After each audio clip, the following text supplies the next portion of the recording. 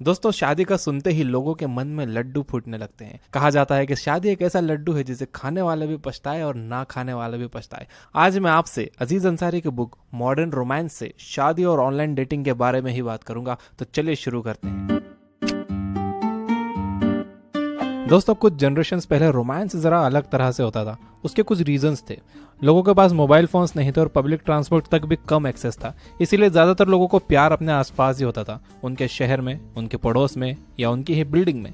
In fact 1932 में America के शहर फिलाडेल्फिया में 6 में से हर एक इंसान ने अपनी ही कॉलोनी में शादी की थी और 8 में से एक ने अपनी ही बिल्डिंग में शादी की थी। ऐसी कोई रिसर्च इंडिया में तो हुई नहीं, लेकिन अगर होती तो आई एम श्योर कि आपको इससे मिलते जुलते ही नंबर्स मिलते। अगर इसे हम आज से कंपेयर करें तो आप सोचिए ऐसे कितने लोगों को आप जानते हो जो सिर्फ इसलिए मिले क्योंकि वो आसपास रहते थे। शायद ज्यादा नहीं।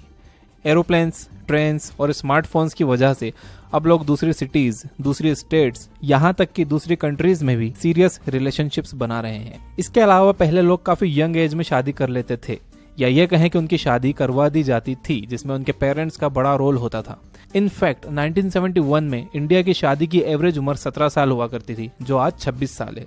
और लड़कियों को तो अपनी एजुकेशन पूरी करने का भी मौका नहीं मिल पाता था। उनकी एजुकेशन बीच में छुड़वा कर उनकी शादी कर दी जाती थी और उन्हें एक नई जिंदगी में धकेल दिया जाता था, उस एज में जब उनके इंटरेस्ट और पर्सनालिटी भी पूरी तरह से डेवलप नहीं हुई होती थी। और उनका हस्बैंड भी उनके माँ बाप की पसंद हुआ करता था। और माँ बाप की पसंद मतलब एक ऐसा लड़का जिसकी रेस्पेक्टेबल जॉब हो और अच्छी रेपुटेशन हो। तो ये तो हुई कुछ जनरेशन पहले होने वाली शादियों की बात। अब एक सवाल ये है कि लोग शादी क्यों करते हैं। पहले लोग इसलिए शादी करते थे कि माँ बाप और सोसाइटी का प्रेशर होता था कि बच्चा या बच्ची इतनी बड़ी हो गई और अभी तक आपने उसकी शादी नहीं की।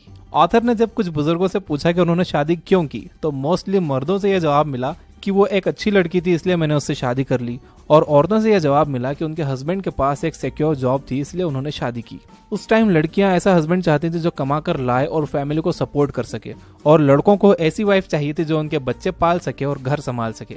तो इन क्लियरली डिफाइंड जेंडर रोल्स के साथ लोग शादी के बंधन में बंधते थे। अब आज के टाइम में लोगों के पास शादी के लिए और भी डीप रीजंस हैं। आज के टाइम में हम सिर्फ इसलिए शादी नहीं करते कि वो खाना पका सकती है और बच्चे संभाल सकती है, या उस लड़के के पास अच्छी जॉब है, बल्कि हम इमेजिन करते हैं हमारी बेटर हाफ या हमारा सोलमेट। जब आप किसी मॉडर्न न्यूली वेड कपल से पूछोगे कि उन्होंने एक दूसरे को क्यों चूज किया, तो आपको ये जवाब मिल सकता है कि ये मेरी बेस्ट फ्रेंड है इसलिए, या इन्होंने मुझे एक बेटर पर्सन बनाया इसलिए।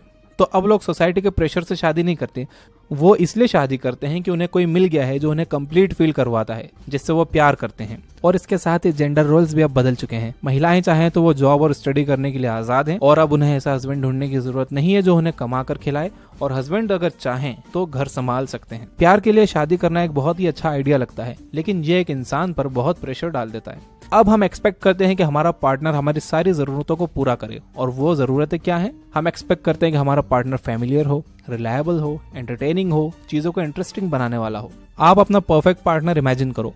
आप शायद चाहते हो कि आपका पार्टनर इंटेलिजेंट हो, फनी हो, एंटरटेनिंग हो, जो आपका बेस्ट फ्रेंड बन सके, और बेस्ट सेक्स पार्टनर भी। ये सुनने में तो अच्छा लगता है, लेकिन एक इंसान से इतना सब एक्सपेक्ट करना बहुत ज्यादा है, और स्पेशली तब जब वो भी आपसे यही सब चीजें एक्सपेक्ट कर रहे हो। और अब सही पार्टनर ढूंढने की प्रोसेस भी पहले के मुकाबले बहुत कॉम्प्लिकेटेड हो गई है। पहले टीना और राहुल कॉलेज में मिलते थे और कुछ ही महीनों बाद वो शादी कर लेते थे। पहले लोग सिर्फ सिक्योरिटी और स्टेबिलिटी को देखते थे और सोसाइटी के प्रेशर में शादी कर लेते थे, तो ईजी था शादी करना। लेकिन चूंकि अब हम शादी से बहुत ज्यादा एक्सपेक्ट करते हैं, तो सही पार्टनर ढूंढना जरा मुश्किल हो गया है। और इसके ऊपर इंटरनेट की वजह से अब चूंकि हमारा एक्सेस बहुत वाइड रेंज ऑफ पार्टनर्स तक है, इसलिए पार्टनर ढूंढना बहुत ज्यादा कॉम्प्लिकेटेड हो चुका है। टिंडर जैसी एप्स आपको हजारों सिंगल्स तक इंस्टेंटली एक्सेस दे देती हैं। तो पहले जो लिमिटेशंस थी लोकेशन, एज और कास्ट की, वो मॉडर्न रोमांस की इस दुनिया में कम होते जा रही है। इसके फायदे तो हैं, लेकिन इस वजह से किसी एक पार्टनर पर सेटल होना जरा मुश्किल हो चुका है, क्योंकि आप हमेशा सोचते हो कि हो सकता है इससे बेटर कोई हो सकता है उससे बेटर कोई हो, और इस सर्च में आप जितना चाहे उतना टाइम ले सकते हो, क्योंकि अब आप पर सोसाइटी का प्रेशर नहीं है। ऑनलाइन डेटिंग आपको फ्रस्ट्रेटिंग लग सकती है, या आपको शायद कोई रिजल्ट ना मिले, लेकिन अगर आप हार ना मानो तो ऑनलाइन डेटिंग एक बहुत जबरदस्त चीज है अगर आप इसका सही इस्तेमाल करो तो। इसलिए अब मैं आपको इस बुक से बताने वाला हूँ ऑनलाइन डेटिंग के 4 टिप्स, जिससे ऑनलाइन डेटिंग की एक कॉम्प्लिकेटेड प्रोसेस आपके लिए आसान हो जाएगी और होपफुली आपको एक पार्टनर भी मिल जाएगा। Don't spend too much time online. सबसे पहली बात ये कि आपको बहुत ज़्यादा टाइम ऑनलाइन स्पेंड नहीं करना चाहिए। एंड सेकेंड बात ये कि डेटिंग साइट्स को सिर्फ लोगों से कनेक्ट करने के लिए इस्तेमाल करो और फिर बाहर जाओ और उनसे एक्चुअल में मिलो। अभी ये हो रहा है कि लोग ऑनलाइन डेटिंग साइट यूज तो कर रहे हैं, कनेक्ट भी कर रहे हैं, लेकिन उनसे मिलते नहीं। ज्यादातर लोग जो ऑनलाइन डेटिंग ट्राई करते हैं वो ऑनलाइन ज्यादा टाइम निकाल देते हैं बजाय लोगों से रियल में मिलने के। एग्जाम्पल, 25 साल का जॉन रोजाना घंटों बिताता है टिंडर ऐप पर, लेकिन वो जिन लड़कियों से बात करता है उनसे कभी मिलता नहीं। वो सिर्फ ऑनलाइन चैट करता रहता है और परेशान भी रहता है अपने सिंगल होने पर। आपको इस जाल में नहीं फंसना है। टिंडर या उसकी जैसी ऐप्स यूज करो तो लोगों से पर्सनली मिलने के लिए। और आप सबको मेरा एक सजेशन है, अगर आप किसी को ऑनलाइन डेट कर रहे हो लेकिन वो मिलने के लिए तैयार नहीं है, वो आपसे ना मिलने के बहाने बनाता है या बनाती है, तो उससे बात करने में हमें टाइम वेस्ट नहीं करना चाहिए। Use good language. ये भी याद रखना चाहिए कि जिन लोगों से आप चैट कर रहे हो वो रियल हैं। हमें यह नहीं समझना चाहिए कि डेटिंग ऐप सिक्योर जगह है किसी को भी कुछ भी बोल देने के लिए। हर एक प्रोफाइल जो आप देखते हो उसके पीछे एक असली इंसान है। तो ऐसी बातें जो आप एक स्ट्रेंजर को रियल लाइफ में नहीं बोल सकते, आपको वहां भी नहीं कहनी चाहिए। डेटिंग ऐप्स पर लोगों से इस तरह बात करो जैसे आप रियल वर्ल्ड में बात करते हो। Be yourself, be polite and be responsible. एक और गलती जो लोग डेटिंग साइट्स पर करते हैं, वो एक जेनेरिक मैसेज सबको कॉपी पेस्ट कर देते हैं। ऐसा नहीं करना चाहिए। किसी को भी स्पैमिंग पसंद नहीं होती। इसकी जगह आप ऐसा इंसान ढूंढो जिसके इंटरेस्ट आपसे मैच करते हो और उनसे बात करो उन चीजों के बारे में जो आप दोनों में कॉमन है। Give time to understand people. क्या कभी आप डेट पर गए और आपको लगा है कि नहीं, ये इंसान मेरे लिए नहीं है? फर्स्ट इंप्रेशन हमेशा सही नहीं होता। इंसान एक कॉम्प्लेक्स क्रिएचर है, किसी को भी अच्छी तरह समझने में जरा टाइम लगता है। और चूंकि आपके पास एंडलेस रोमांटिक ऑप्शंस अवेलेबल हैं, तो किसी एक इंसान पर फोकस करना जरा मुश्किल है। इसलिए हम जल्दी ही एक इंसान पर पेशेंस लूज कर देते हैं या कहें कि हम उकता जाते हैं। बल्कि कई बार हम 1 या आधे घंटे में लोगों को हमेशा के लिए टाटा बाय बाय कर देते हैं। ये काफ़ी रूड बिहेवियर है, ये देखते हुए कि हर एक व्यक्ति बहुत कॉम्प्लिकेटेड होता है।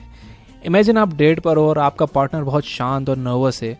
आपको लग सकता है कि वो बोरिंग और शर्मीला या शर्मीली है और आप नेक्स्ट पर्सन पर मूव कर जाओगे। लेकिन ये भी तो हो सकता है कि उन्हें फर्स्ट टाइम आपसे मिलना ज़रा मुश्किल लग रहा हो, उन्हें शायद और टाइम चाहिए हो आपसे घुलने मिलने के लिए, अपना कॉन्फिडेंस दिखाने के लिए। तो क्यों ना उन्हें एक और चांस देना चाहिए। Focus on small number of people. आपको बहुत सारी डेट्स पर जाना नहीं चाहिए। अगर आप ऑनलाइन डेटिंग कर रहे हो तो अपना टाइम ऐसे लोगों को ढूंढने में लगाओ जिनमें ऐसी क्वालिटीज और इंटरेस्ट हों जो आप में भी है, और फिर उन पर ही फोकस करो। टिंडर पर मिलने वाले हर इंसान को अगर आप डेट करने की कोशिश करोगे तो आप परेशान हो जाओगे। ऑनलाइन डेटिंग का ऐसा कोई रूल नहीं है कि आपको बहुत सारी डेट्स पर जाना होगा। तो इसीलिए 10 लोगों की जगह 3 ऐसे लोगों पर फोकस करो जिनकी क्वालिटीज और इंटरेस्ट आपसे मिलते हों।